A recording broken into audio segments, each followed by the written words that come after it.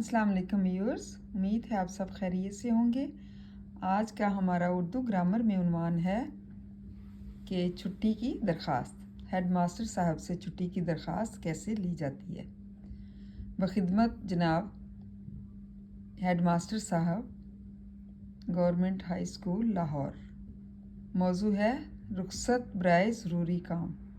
जनाब आली, गुजारिश है कि आज मुझे घर पर एक ज़रूरी काम दरपेश है जिसके बायस स्कूल में हाजिर नहीं हो सकूँगा, लिहाजा मुल्तमिस हूँ कि आज मौरख़ा 8 दिसंबर 2024 सिर्फ़ एक दिन की रुखसत फरमाकर नवाजें।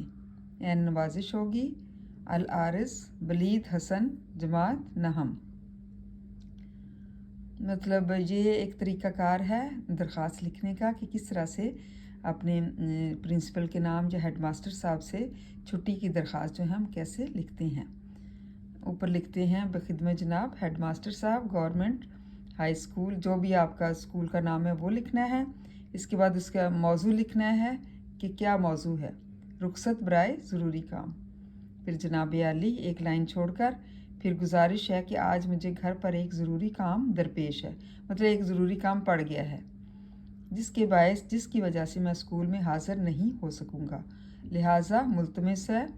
मुल्तमिस मतलब मैं आपसे गुजारिश करता हूँ कि आज मौरख़ा 8 दिसंबर 2024 सिर्फ़ एक दिन की रुखसत फरमा कर नवाजें। एन नवाजिश होगी, मतलब बहुत मेहरबानी होगी। एन नवाजिश होना बहुत मेहरबानी होगी। और फिर जो बच्चा है अपना नाम लिखे, अल आरिस लिखकर नीचे अपना नाम लिखे और क्लास लिखे कि कौन सी क्लास में पढ़ता है। उम्मीद है आपको दरख्वास्त लिखने का तरीका समझ आ गया होगा। थैंक यू एंड जज़ाकल्लाह खैर। और इसको अच्छी तरह से लर्न करें तलबा, और याद करें कि किस तरह से पैटर्न जो है, तरीक़ाकार जो है वो इंसान का बहुत ज़रूरी है। अगर आपको पैटर्न आता है तो आप आराम से दरख्वास्त जो है वो लिख सकते हैं।